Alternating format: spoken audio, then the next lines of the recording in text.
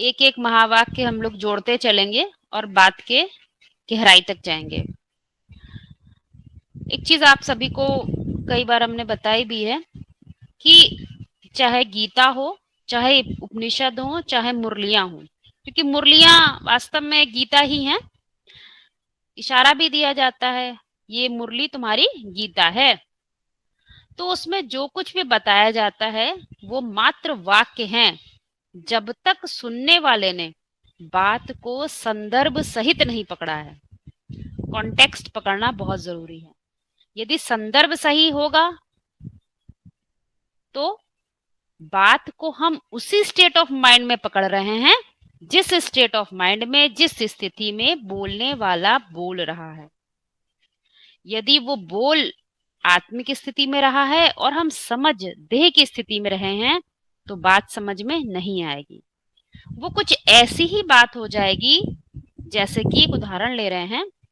जैसे मान लीजिए कोई फादर है, कोई पिता है, वो रिसर्च करता है, तो उसने कोई रिसर्च की थीसिस, उसके सारा प्रोजेक्ट थीसिस जो होती है वो अपने एक 12th क्लास के स्टूडेंट को लाके दे दिया। वो अपने बच्चे को कहा इसको रख दो, ये मेरी थीसिस है, मेरी रिसर्च है। तो बच्चे को बड़ा प्राउड हुआ, गर्व फील हुआ कि मेरे पिताजी की रिसर्च है। तो उसने उसको अलमीरा में सजा दिया, क्योंकि वो क्या समझ रहा है कि इसमें जो कुछ लिखा है वो बहुत ऊपर की बात है, बहुत ऊंची बातें इसमें लिखी हैं।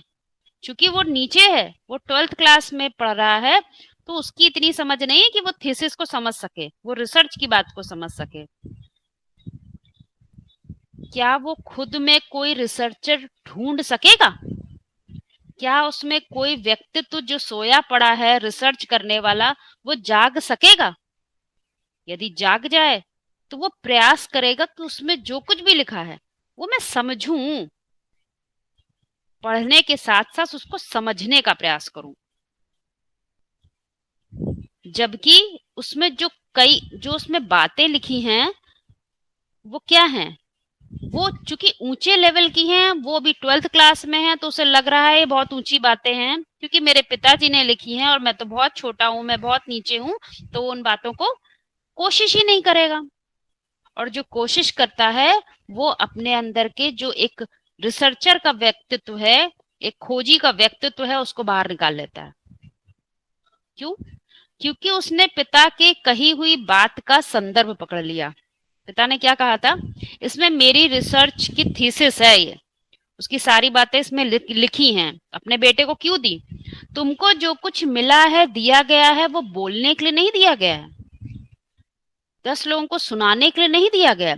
अपने अंदर खोजो, मैं खुद कहाँ खो गया हूं, जो मैं भूल गया हूं अपने आप को। खुद को खोजने के लिए वो तुम्हें थीसिस दी थी उसके पिताजी ने। इसी प्रकार से आज अध्यात्म में जब दुनिया सो रही है, तो जब थोड़े से लोग जागते हैं तो उन्हें समझना चाहिए ये मेरे पास क्यों आया है, मुझे ही क्यों समझ मिल रही है। तो यदि उनके अंदर वो खोजी का व्यक्तित्व होगा तो वो जाग उठेगा।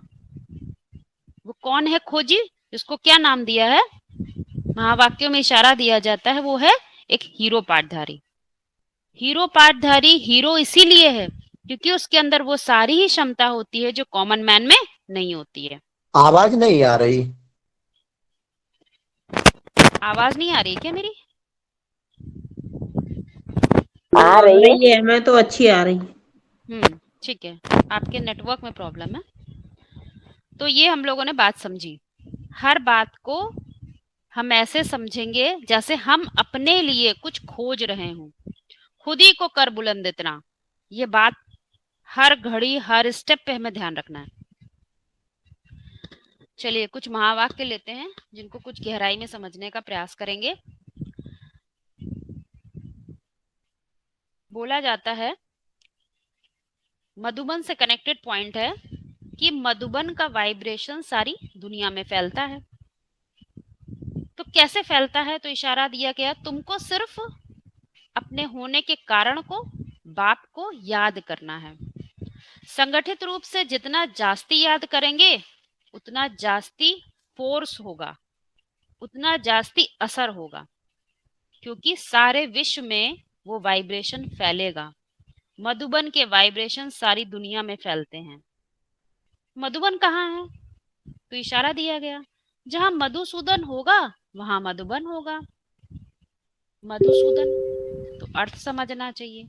मधुबन कोई नाम नहीं है, नाम के पीछे कोई काम को, चरित्र को आपको समझाया जा रहा है। तो मधुबन का नाम बताया गया, इसमें मधु शब्द है और बन, यानी कि दो प्रकार की जो बातें हैं वो इसमें जुड़ी हुई हैं। कैसे? मधु मतलब वो चीज जो हमें मीठी लगती है, हमें अच्छा लगता है, खुशी देती है, वो क्या है? हमारी जितनी भी कामनाएं हैं, एक एक पर्टिकुलर एक व्यक्ति से कनेक्टेड, वो कैसी हमें मीठा लगता है, क्योंकि हमारी कामनाएं कुछ पूरी हो जाती हैं तो हमें अच्छा लगता है। लेकिन कामनाओं का जो रस है उसको मधु से कनेक्ट किया गया। और मधुसूदन मतलब, सूदन मतलब उसको समाप्त करने वाला। अब दीदी, मधुसूदन, हाँ जी बताएं। मधुबन को रूहानी फूल का बगीचा बोल सकते हैं ना दीदी? तो हम आप सब कुछ आत्मा भी है, जो शब्द आत्मा बोले, हम आप हम कुछ सब। देखिए, नहीं नहीं, आपकी बात भैया सही है, ढेर सारे शब्द हैं, लेकिन क्या है, वो शब्द हमें औरों पे नहीं लगाने हैं। पहले हाँ, पहले अपने आप पे बस, लगा के ऐसे कर हम सकते हैं, जैसे रूहानी फूल मधुबन। हैं कि नहीं, बस। हाँ, रूहानी फूल का बगीचा कैसे? है ना मधुबन तो। बगीचे हटा दीजिए, हाँ बगीचे हाँ, पहले, मैं फूल बन हूँ, लगा है ना उसमें। कैसे फूल हूँ? बन भी लगा है ना दीदी। हाँ तो नहीं, मधुबन के साथ अभी मधुसूदन क्लियर किया है, मधुबन आगे क्लियर करेंगे, आप हाँ दीदी। जोड़िएगा। हाँ हाँ, शब्दों का देखिए, आप लोगों को इसीलिए बार बार कह रहे हैं, शब्दों को ना पकड़ें, शब्दों के अर्थ में जिए, तो वो चीज सार्थक हो जाएगा। स मतलब सहित, अर्थ मतलब अर्थ सहित, हमारा जीवन सार्थक हो जाएगा, जिस लिए हमें ये ज्ञान मिला है। चलिए आगे बढ़ते हैं। तो सूदन मतलब क्या समझा हमने? उसको समाप्त करने वाला। मधु मतलब जो चीज मीठी मीठी लगती है उसको समाप्त करने वाला। तो इशारा दिया गया मुरलियों में, क्या मधुसूदन हवा में नहीं है? आत्मा समझ के बात कर रहे हैं यहाँ पर सब लोग। मधुसूदन हवा में नहीं है, साकार में होगा ना, मधुसूदन प्रैक्टिकल में होगा, इसे बताई गई बात। अब हमने एक बात तो समझ ली कि आध्यात्म में प्रवेश करने का मतलब हम कोई भी बात को देह पर अप्लाई नहीं करेंगे, पहली बात। अब यहाँ पर आती है कि ये, आज जब हमने कहा कि हम आत्मा है, अर्थात चित्त की शक्ति ही हमारे शरीर, हमारी इंद्रियों को चला रही है। चित्त की शक्ति जहां जिस स्तर पे है, जिस स्थिति में है, वैसे ही काम हो रहे हैं हमसे कनेक्टेड। आध्यात्मिक स्तर पे यदि हम देखेंगे तो मधुसूदन स्टेट ऑफ माइंड की बात है। जब बताया कि हवा में नहीं है, हवा में तब तक होता है जब तक हम परिभाषा को जानते तो हैं, परंतु उससे अपने आप को कभी नहीं जोड़ते। और आत्मिक स्थिति में ये बात संपूर्ण रूप से अवस्था की बात है। जहां इस दुनिया की कोई कामना नहीं है, वो स्थान कैसा हो गया? इशारा दिया गया, जहां इस दुनिया की कोई कामना नहीं है। इस दुनिया में जी रहे हैं ना, इस दुनिया में रहते भी, नरक की दुनिया में ही स्वर्ग बनाना, ये हमेशा ध्यान रखा करिए, इसी दुनिया में, परंतु इस दुनिया की कोई कामना नहीं है। तो क्या है? वो स्थान को मधुबन बताया गया। मधुसूदन का मधुबन से कनेक्शन है। मधुबन क्या है? तो बताया गया मधु प्लस वन। वन मतलब जहां वैराग्य वृत्ति होती है, और मधु मतलब जहां स्नेह हो। दो बातें हैं और दोनों विरोध हैं, विरोधात्मक हैं, अपोजिट हैं बिल्कुल। क्योंकि जहां स्नेह होगा वहां वैराग्य हो सकता है क्या? नहीं हो सकता, परंतु रखना है। ये बहुत इंपॉर्टेंट पॉइंट है। आप लोगों को और भी पॉइंट्स देंगे, इस पर है मेरे पास प्रूफ पॉइंट्स हैं। मधु मतलब जो चीज जिससे हमें स्नेह हो और वैराग्य भी हो। स्नेह और वैराग्य दोनों वृत्ति कैसे हो सकती है? क्या हो सकती है? क्या कभी सुख हो और दुख भी हो? ऐसा हो सकता है? नहीं हो सकता। अंधेरा भी हो, रात भी हो, दो अपोजिट चीजें हैं। लेकिन यहाँ पर सब कुछ आध्यात्मिक स्तर पर है। आध्यात्मिक स्तर पर सूरज उगता भी दिखाई देता है और अंधेरा भी दिखाई देता है। ये खास बात है, क्योंकि उसको जो पुरुषार्थी है वो बीच में खड़ा है, उसको ये अंधेरे वाली दुनिया भी दिखाई दे रही है और उगता हुआ सूरज भी दिखाई देता है। अब मधुबन को कैसे डिफाइन करेंगे कि जो ईंटों की चार दीवारियों से जोड़कर बना लेते हैं, वो तो यात्रा में, जो हमारी यात्रा है ना पुरुषार्थी यात्रा, उसमें ठहरने का स्थान है, वो बनाया जा सकता है। परंतु जब हम बीज रूप आत्मा की बात करते हैं तो उसका मूल घर क्या बताया गया? ईंटों की दीवार से बना हुआ स्थान उसका मूल घर नहीं है। वो क्या है? तो बताया गया परम धाम। ईंटों के मकान को परम धाम नहीं कहा जा सकता है। इसीलिए मुरलियों में क्या समझा है? मधुबन का प्रैक्टिकल, मतलब मधुबन प्रैक्टिकल में चाहिए। तो प्रकष्ट, प्रैक्टिकल मतलब क्या? प्रकष्ट रूप से जिस चीज को तुम एक्ट में ला सको। तुमने हवाई जहाज का नक्शा बनाया अंदर दिमाग में कि हाँ देखो ऐसे ऐसे ऐसे करा जा सकता है, तो हम उड़ सकते हैं। ठीक है भाई, तुम उड़ सकते हो, लेकिन उसकी मैकेनिज्म तो बनाओ। स्वर्ग में जाना चाहते हो तो स्वर्ग की प्लानिंग तो होनी चाहिए तुम्हारे पास। कैसे जाओगे? प्लान। स्व की स्थिति में कैसे जाओगे? उसकी प्लानिंग भी होनी चाहिए। और प्लानिंग का जो नक्शा है वो एकदम एक्यूरेट भी होना चाहिए, तभी तुम जा सकते हो। तुम उस नक्शे के अकॉर्डिंग चल के तुम स्वर्ग में जा सकते हो तो औरों को ही बता सकते हो, नहीं तो नहीं हो सकता। इसको कहेंगे प्रकट रूप में वो जो प्लानिंग है वो एक्ट में आ जाए, काम करने लग जाए। तो मधुबन मतलब हमने समझ लिया, वैराग्य वृत्ति भी चाहिए और उसमें स्नेह भी चाहिए, दोनों ही चाहिए। तो दोनों कैसे होगा? दोनों कैसे होगा? क्योंकि जिसको इस दुनिया से में किसी से लगाव नहीं होता उसको सबसे प्यार हो सकता है, क्योंकि वहां पर वो देह को नहीं देखता। देह की परिभाषाओं में मैं तू तेरा होता है, और उससे बाहर मैं तू तेरा हो ही नहीं सकता। वो क्या है? सब आपस में भाई भाई हैं। उनका देह का रिश्ता नहीं। देह हटा दीजिए तो कौन है जो आपका दुश्मन हो? कौन है आपका जो बहुत प्यारा है? नहीं हो सकता। तो ये सारी चेतना के स्तर की बातें हैं। और वैराग्य क्यों? वैराग्य इसलिए है, वैराग्य की खास बात क्या होती है कि उसे सत्य मिल जाता है। अब उससे बड़ी उसके लिए कोई प्रॉपर्टी नहीं होती है। सत्य जिसको मिलता है उसके लिए कोई भी इतना सुंदर नहीं है कि कोई उसको प्यार दे सके या उसके लिए कोई प्यार लुटा सके। नहीं, ये कभी संभव नहीं है। सारी प्रैक्टिकल बातें। फिर मधुबन का एक और बात आती है कि मधुबन का प्रैक्टिकल प्रभाव क्या होगा। मधुबन की जो स्थिति है, इस स्थिति में जो स्थान बनता है तो समझ लिया हमने क्या, कैसा स्थान और वायुमंडल होना चाहिए कि उसका प्रभाव सब पर पड़े, चारों तरफ फैलता है उसका प्रभाव। जो आए उसको एकाग्रता और शांति का प्रभाव महसूस हो, अनुभव हो। एकाग्रता और शांति, ये दो चीजें क्या हैं? एकाग्रता और शांति। दीदी प्रेम का अनुभव ना हो? हाँ जी, प्रेम का अनुभव ना हो मधुबन में? आपने ऑडियो मुरली सुनी थी नहीं 380? सुनी। वो तो डाली है हमने रिवीजन क्लास में, आपने क्यों नहीं सुनी उसको? 4 दिन पहले डाल दी थी, उसको सुनिए, अच्छा उसमें अच्छा। सारा ही बताया गया है। ठीक है, हाँ जी। तो मधुबन का प्रैक्टिकल प्रभाव क्या होगा? जो आए उसको एकाग्रता और शांति का प्रभाव अनुभव हो। दो शब्द हैं, एकाग्रता और शांति। कहने में बहुत हल्के शब्द लगते हैं, परंतु जिस दिन इसको हम अप्लाई करने लगते हैं अपने ही ऊपर, तो चित्त किसी दूसरे को नहीं देखता, अपनी एकाग्रता को देखता है। मैं कहाँ एकाग्र हूँ, कितना एकाग्र हूँ, और क्या देखता है, क्या मैंने शांति क्रिएट कर ली अपने जीवन में? क्योंकि यहाँ दूसरों को शांति देने की तो बात ही नहीं आती। जो शांत होगा वही शांति का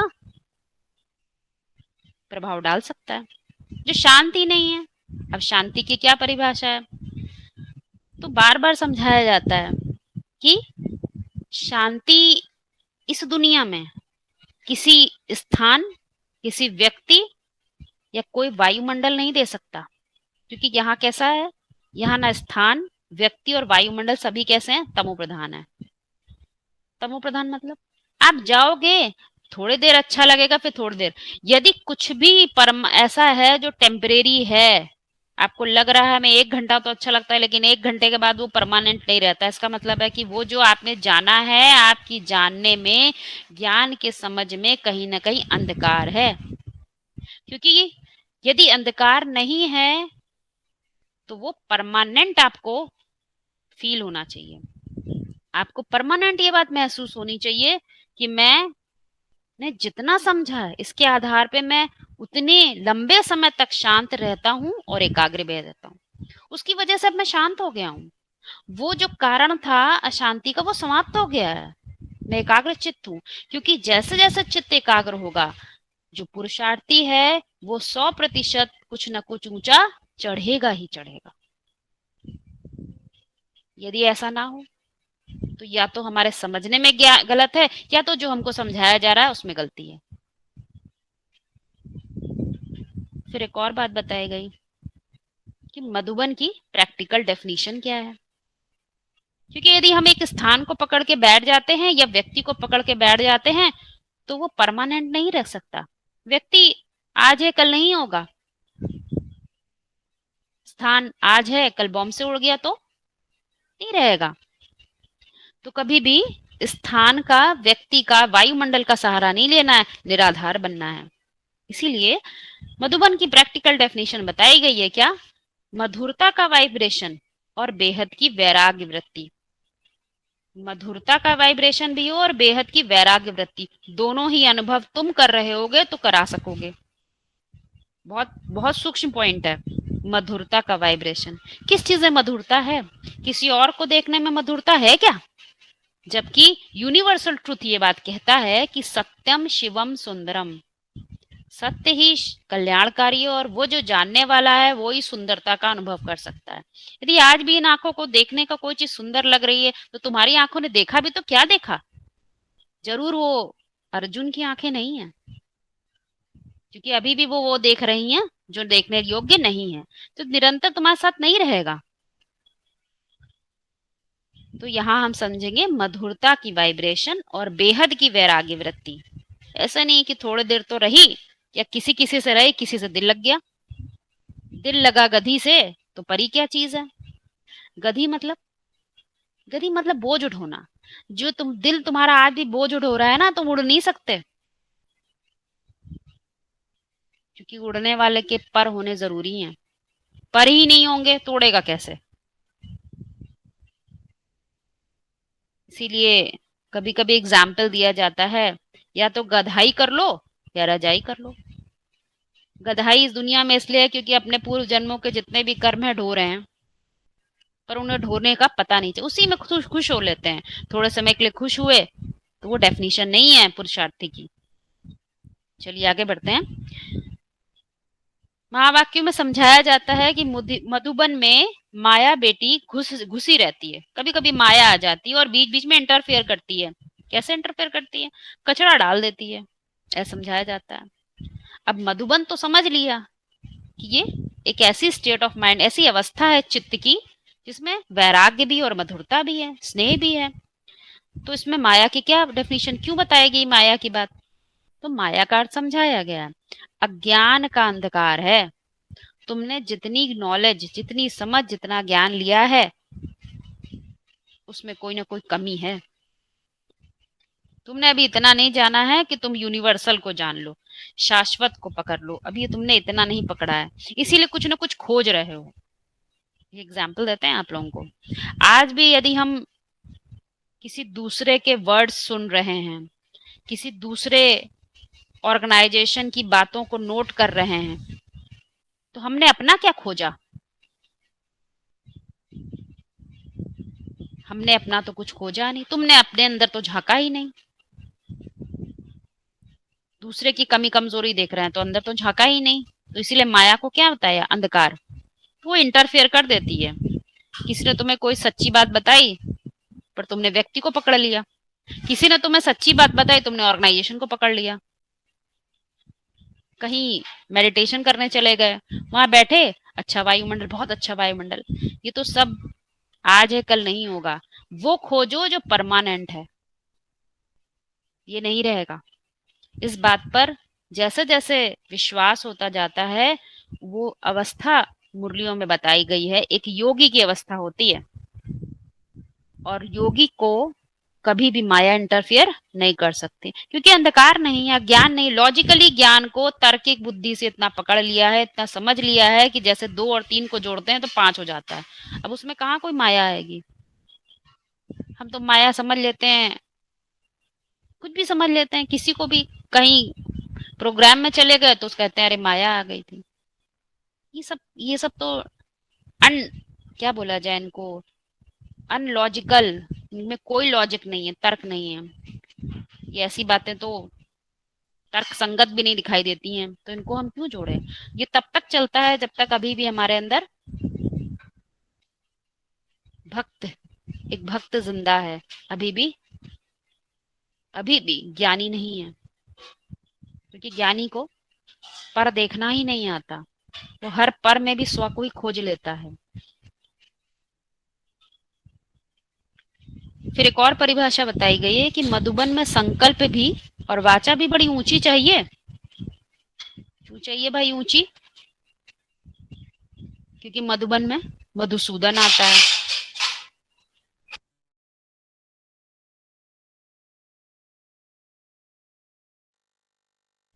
तो अब इस बात को तो समझेंगे, इसके तह तक जाएंगे कि संकल्प भी और वाचा भी ऊंची कर लें। क्यों ऊंची कर लें, क्या आवश्यकता है? थोड़ी कभी कभी नीची कर लें, थोड़े थोड़े संकल्प ऐसे वैसे भी चला लें, थोड़ा ताक झाक भी कर लें, नहीं करना है, परंतु बोला ऊंची। तो ऊंची क्यों चलानी चाहिए? क्योंकि वास्तव में एक योगी का जो कनेक्शन है, उसका कनेक्शन किससे है? नाम दिया है शिव। जो ऊपर से आया है उसका नाम है शिव, अर्थात कल्याणकारी। वो ज्ञान कल्याणकारी है। जब तुम्हारी बुद्धि में साकार होगा, उतरेगा, तो वो इतना ऊंचा है कि तुम उसने ऊंचे को, रथ भी कैसा चाहिए होगा? ऊंचा ही चाहिए होगा। सोच ही नीची होगी तो उतरेगा भी कैसे उतरेगा? वो सच्चाई कैसे उतरेगी तुम्हारे अंदर? टेम्परेरी रथ में नहीं आता है वो। रथ मतलब देभान। जो देभान, एग्जाम्पल ले लेते हैं, मान लीजिए आप युद्ध पे जा रहे हैं, आप रथ पे बैठ गए हैं। वो रथ कभी लेफ्ट में मुड़ता है, कभी राइट में, कभी ईस्ट, कभी वेस्ट, कभी नॉर्थ। वो डायरेक्शन ही नहीं पकड़ पा रहा, मुझे किस परमानेंट किधर की तरफ चलना है। तो क्या कहेंगे उसको? वो टेम्परेरी है कि परमानेंट है? कितनी गति से चलना है, किस गति से चलना है, किस कौन सी स्पीड पकड़ना है, किसके डायरेक्शंस पकड़ना है, क्या अपनी मनमत के अकॉर्डिंग चलना है कि कोई है जो हमें गाइड करेगा? कोई सुप्रीम है हमसे ऊंचा जो हमें गाइड करेगा? ये बातें जब तक पता नहीं है तो क्या होगा? वो कैसा रथ है, वो कैसा देभान है? वो एक हीरो का देभान नहीं है। एक हीरो पाटधारी सोचता है, समझता है ऐसा, जो अपने ही पूरे, जो रावण का व्यक्तित्व है ना, उसको खत्म कर देता है। जो हीरो होता है वो विलन के अस्तित्व को ही समाप्त कर देता है। ऐसी मादा उस कॉमन मैन में नहीं होती है, क्योंकि हीरो ये देख सकता है कि मैं दुखी हूँ, मेरे आसपास लोग दुखी हैं, तो उसको मुझे उनके दुख खत्म करने का सोचना चाहिए।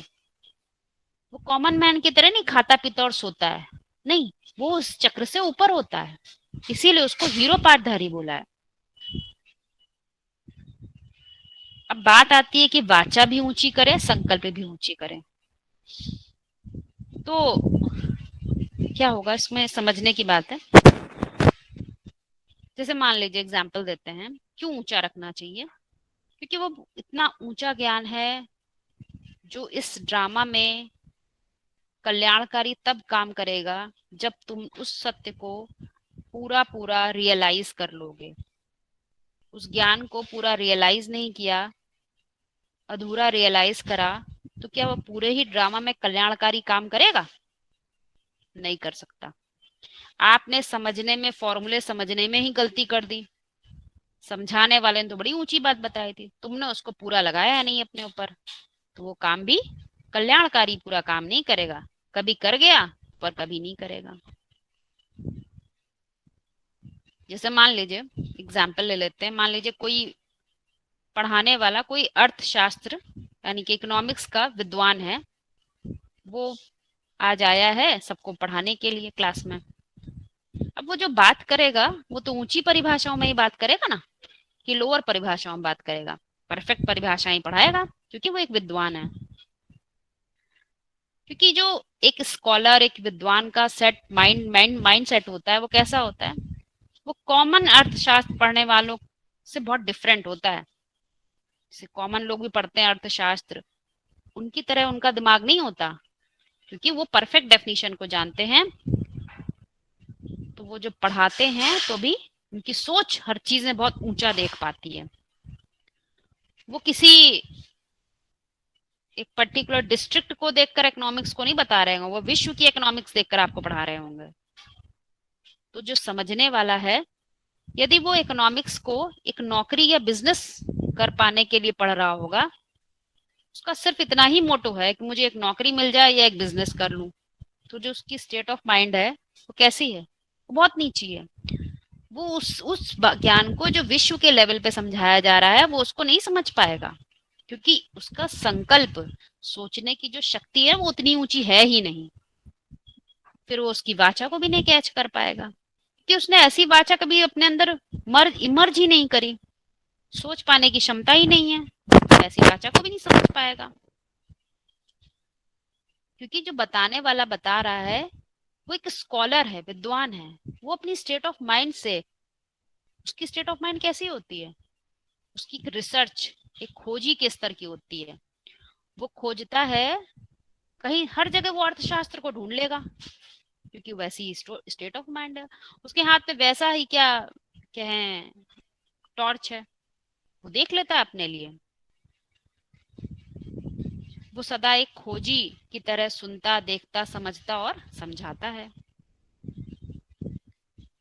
तो जो पढ़ रहे हैं उनमें भी यदि कोई खोजी का व्यक्तित्व तो जिंदा होगा किसी में, और उसके जो संकल्प होंगे, वाचा होगी, वो कॉमन सोच से बिल्कुल अलग होगी। उसी दृष्टिकोण से बातों को समझ जाएगा कि हाँ, ये विद्वान क्या बात कहना चाहता है। क्योंकि लिमिटेड परिभाषाएं जो होती हैं, बहुत बंधी हुई परिभाषाओं से हम अनलिमिटेड ज्ञान को नहीं पकड़ सकते। एक और एग्जाम्पल आप लोगों को दे रहे हैं। कई बार ऐसा होता है कि हम खुद में कोई परिवर्तन नहीं लाना चाहते। बहुत ही एक जरा सा एग्जाम्पल ले रहे हैं, इसमें ऐड हो जाएगा। हम सोचते हैं वो जो पढ़ा रहा है वो नीचे आ जाए, पॉसिबल है क्या? वो क्या अपनी स्टेट ऑफ माइंड छोड़ देगा? नहीं छोड़ सकता। आप ऊंचा उठो, आपको कुछ नहीं आता तो आप खोजो। आप अपने खोजी को जगाना नहीं चाहते हो और सोचते हो वो नीचे आ जाए, तो क्या ऐसा कभी संभव है? उत्तर दें आप लोग। नहीं। ऐसा कभी संभव नहीं है। बात समझ रहे हैं ना आप लोग? नीचे से ऊंचा उठना पड़ेगा ऊंचे ज्ञान को समझने के लिए, ऊंचे वाला नीचे नहीं आएगा। इसीलिए आज रिजल्ट क्या है, तो इशारा दिया मुरलियों में, क्या मधुबन में आज जो स्थान बनाए हुए हैं, रूहानी यात्रा में ठहरने के स्थान बना दिए हैं, उसमें आज क्या स्थिति है? कोई कुछ समझाता है, बताता है, तो उसके विरोध में पहले खड़े हो जाएंगे, परंतु उसकी बात सुनने के लिए तैयार नहीं होते, क्योंकि उन्होंने किसी व्यक्ति और स्थान को ही पकड़ा हुआ है, तो सीमित परिभाषाओं में है। तो क्या होगा, जो स्थान है बनाया गया उसकी भी कद्र नहीं है, वैल्यू खत्म हो जाती है। जब अंदर से ही आत्मा अपने अंदर से ही उस बात को रियलाइज नहीं कर रही है, तो आपको मंदिर में बैठाल जाए तो भी काम तो वही करोगे जो बाहर कर रहे थे। चलिए आगे बढ़ते हैं, इसी से कनेक्टेड पॉइंट है। मधुबन इतना ऊंचा स्थान है तो संसर्ग भी बहुत ऊंचा होना चाहिए, वाचा भी बहुत ऊंची होनी चाहिए, कर्मणा भी श्रेष्ठ होना चाहिए। क्योंकि गलतियां क्यों होती रहती हैं? माया शिव बाबा के प्यार में मगन होने नहीं देती है, दूसरों को डिस्टर्ब करते हैं और अपने को भी डिस्टर्ब करते हैं। इसका कारण क्या है? तो इशारा दिया, बीज की पहचान की कमी है और ज्ञान की भी कमी है। ज्ञान को गुह्यता से उसके गुह्यार्थ को नहीं समझा है, तो वो जो नहीं समझते वो क्या करते हैं, विघ्न पैदा करते हैं, मधुबन के वाइब्रेशन को बिगाड़ने के निमित्त बनते हैं। ये बहुत इंपॉर्टेंट पॉइंट है कि मधुबन के जो वाइब्रेशन है उसको बिगाड़ने के निमित्त बनते हैं। क्योंकि मधुबन के वाइब्रेशन का सीधा कनेक्शन किस बात से है, मधुसूदन की मुरली से। क्योंकि मुरली कौन बजाता है, वो तो मधुसूदन ही बजाएगा। मधु को सूदन ही नहीं किया तो वो मुरली कैसे चलेगी। उससे बनता है मधुबन का वाइब्रेशन।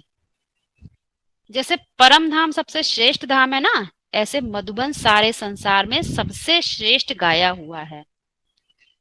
अब ध्यान दीजिए, परम धाम कोई भी जड़ स्थान की बात नहीं होती है। इसी तरह से उसी को टैली किया गया है यहाँ पर। मधुबन भी वैसे ही संसार में सबसे श्रेष्ठ।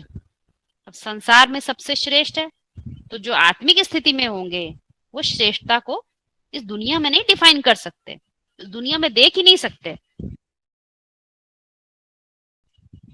ड्रामा का हीरो पार्टधारी है तो क्या वो दूसरों में हीरो देख पाता है, नहीं देख पाता।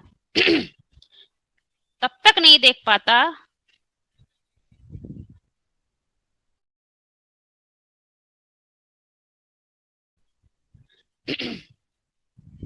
वो तब तक कहीं और हीरो को ढूंढता है जबकि उसके अंदर मादा नहीं होती कि वो विलन को हरा सके। तब तक वो खोजता है शायद कोई और आएगा मुझे इन दुखों से बाहर करने के लिए, वो तब तक खोजता रहता है। और ड्रामा ऐसा बना हुआ है कि तुमको तब तक वो परेशान करता रहेगा कि तुम ही सत्य को खोजो, तुम्हारी ही जिम्मेदारी है, औरों की नहीं। कभी कभी आप लोगों ने देखा होगा 100 लोग बैठे हैं आपके साथ, परंतु कुछ बातें ऐसी हैं जिनके बारे में औरों को कोई प्रश्न नहीं उठता, आपको उठता है। वो बातें आपको परेशान करती हैं क्योंकि आप अनसेटिस्फाइड हो, आप उससे आत्मसंतुष्ट नहीं हो। बाकी उनको आत्मसंतुष्टि से कोई मतलब नहीं है। ये बात क्या इशारा देती है, आपको ड्रामा धक्का दे रहा है। आप जागो, उन 100 से कोई मतलब नहीं है, क्योंकि वो 100 जागने वालों में से नहीं है। जागना तो हीरो पार्टधारी को ही पड़ेगा। ऐसा ये ड्रामा बना हुआ है, पूरा ताकत लगाती है आपको जगाने के लिए। कभी इशारा दिया मुरलियों में कि माया आती है, परंतु आती भी किस लिए है, क्योंकि वो किसके लिए आती है, वो योग में डिस्टर्ब करने के आती है। परंतु जो योगी हो गया उसको वो डिस्टर्ब नहीं कर पाती, क्योंकि वो चाहती है, वो करती ही किसका काम है, वो बाप का ही काम करती है। वो तो चाहती है तुम अपनी अवस्था पकड़ लो, इसीलिए तुम्हें डिस्टर्ब कर रही है। इसीलिए मधुबन को ही, ऐसी अवस्था को ही परिवर्तन भूमि बोला गया है। कोई जड़ स्थान हमारा परिवर्तन नहीं करता। यदि कर सकता होता, बड़े बड़े ऑर्गेनाइजेशन से बहुत सारे योगी पैदा कर लिए होते। और योगी कपड़ों से योगी नहीं होते, स्थिति से होते हैं। ध्यान दीजिएगा आप लोग सदैव। फिर इशारा दिया गया मुरलियों में कि शिव बाबा तो है ही खुदा, शिव बाबा तो है ही खुदा। समझिएगा, कोई नहीं करेगा तो खुद ही कर लेगा। शिव बाप तो है ही सर्वशक्तिमान, जो हर हालत में अपना काम तो पूरा कर लेगा। बहुत बड़ी बात है। जब हम शिव बाबा को ही अपने से बड़े अलग कर देते, कोई होगा शिव बाबा अलग से, तो कभी ये बात क्लियर नहीं हो पाएगी। शिव मतलब बता दिया, कूट सत्य का भंडार, साकार हो जाए तुम्हारी बुद्धि में। जब तक पूरा साकार नहीं हुआ है तब तक माया डिस्टर्ब करती रहती है, खुद ही को जागृत नहीं किया है। तो क्या बताया, तुम करो या ना करो काम, तुम्हारे करने से कुछ नहीं होता। खास बात है वो काम तो जो परिवर्तन का कार्य है, जो पुरानी दुनिया को खत्म करके नई दुनिया की स्थापन करने की बात है, वो तो होके ही रहेगा। कोई इंडिविजुअल अपने आप को ये समझ ले कि मैं करने वाला हूं, तो कभी नहीं कर सकता, क्योंकि कराने वाला हमेशा ऊपर होता है। तुम सिर्फ अपनी आत्मा को ऊंचा उठा सकते हो, बस। तो इसीलिए बोला वो तो है ही खुदा, कोई नहीं करेगा तो वो खुद ही कर लेगा। इसी प्रकार से जो हीरो पाठधारी है वो भी यही जज्बा लेकर चलता है। वो दूसरों पर नहीं देखता वो करें वो करें, और लोग ये क्यों नहीं कर रहे हैं, मैं सुन रहा हूं, मुझे समझ में आ रहा है, क्या औरों को भी समझ में आ रहा है? नहीं, वो देखता है कि मेरे को क्या बात समझ में आ रही है। वो अपने को परखता है, गैरों को नहीं परखता। अक्सर लोग होते हैं, उनको कोई बात समझाओ तो कहते हैं हम दो चार को लेकर आ रहे हैं, उनको समझ में आएगा तो हमको भी समझ में आ जाएगा। ये हीरो पाठधारी की डेफिनेशन नहीं होती है। चलिए आगे बढ़ते हैं। पॉइंट बोला गया कि कदम कदम पर ध्यान रखना होता है कि आबू अब्बा का जो घर है उसका वाइब्रेशन पवित्र बनाने का हमें कोई कसर नहीं छोड़नी चाहिए। क्योंकि यहाँ पर क्या कर रहे हैं, हम वाइब्रेशन बना रहे हैं, और वाइब्रेशन दो चीजों से बनती है, ज्ञान और योग से। ज्ञान वो जो वही हो जो तुम्हारा कभी बदले ना, वही जानकारी तुम्हारे पास में हो। ज्ञान कभी वो नहीं लेना चाहिए जो व्यक्ति, समय, स्थान, वायुमंडल से कनेक्टेड हो। ज्ञान वो है जो हमें ड्रामे से बाहर कर दे, क्योंकि जब तक तुम संसार में हो तो तुम संसार को देख नहीं सकते हो। इसीलिए क्या कहा जाता है, हम यहाँ बैटरी चार्ज करने के लिए आए हैं ना, तो जब बैटरी चार्ज होती है, आत्मा रूपी बैटरी है, तो बैटरी में कौन सा वाटर डालते हैं, डिस्टिल्ड वाटर। कोई भी वाटर नहीं डालते हैं, डिस्टिल्ड मतलब बिल्कुल छना हुआ, बिल्कुल अच्छा वाटर डालते हैं। उसमें कुछ भी मिला हो ऐसा वाटर नहीं डाला जा सकता उसमें। तो डिस्टिल्ड वाटर डालेंगे। तो यहाँ डिस्टिल्ड वाटर क्या है, तो इशारा दिया गया यहाँ